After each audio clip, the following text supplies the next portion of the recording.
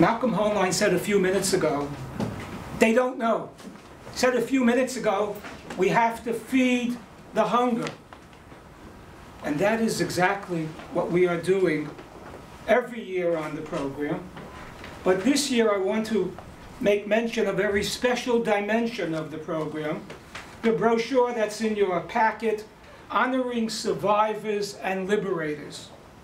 Every year from the inception of the program, we have honored survivors.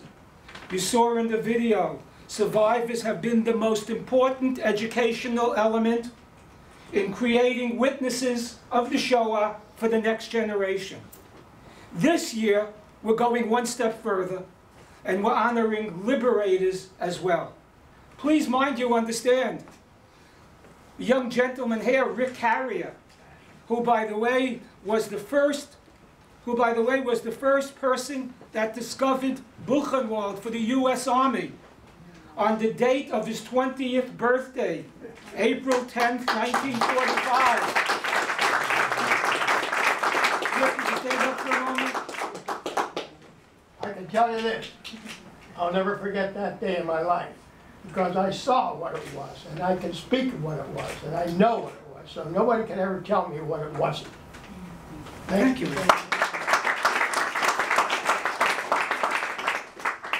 We have interviewed many dozens of liberators already. They all don't sound and look as robust as Rick, so don't get the wrong idea. You have to understand that if we're going to bring 40 liberators, we have to bring close to 40 people that will be their aides. And you can do some calculation of what kind of funds need to be generated for that. But why are we bringing liberators? Exactly for what Malcolm said, they don't know. The world doesn't know. And in our opinion, the liberators are the best people to speak to the world.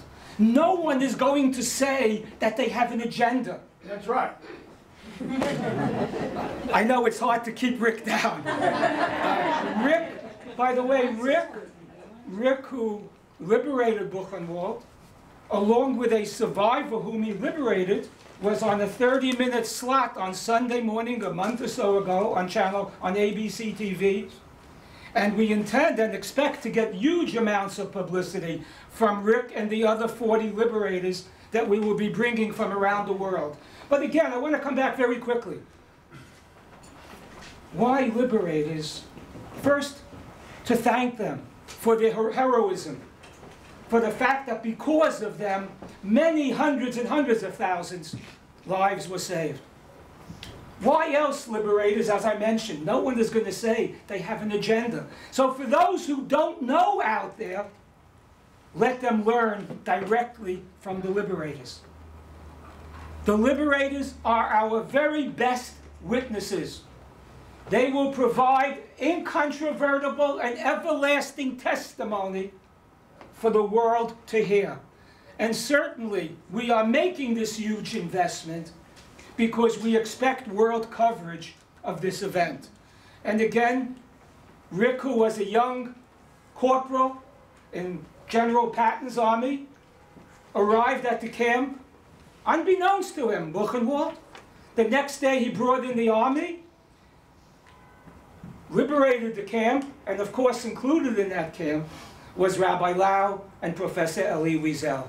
So I thank you, Rick, for leading the group of liberators that are coming on this year's program. Now I have to change my hat.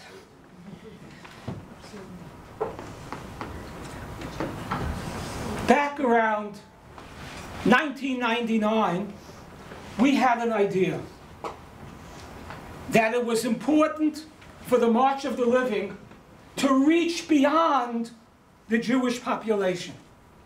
For exactly what Malcolm says, we don't know. And I thank you, Malcolm, for helping me with this presentation. I was nervous before you said those words. Exactly because we don't know. And they said, you will never succeed. Elie Rubinstein, who's here, our Director of Education, heard those voices. Why would non-Jewish university students go to Poland? Why would parents fund them? No, they didn't. They only funded part of it. We funded the rest. But since that date, when someone says to you it will never happen, you know you're going to fight to make it happen. And since that date, from 2000 on, we have had 30,000 alumni on the program from the most diverse communities in the world. Just a quick story. Our very first program had close to 500 university students from 23 countries, each coming with their professor. And of course, being Marshall of Living, we offered kosher food, only to those who opted for it.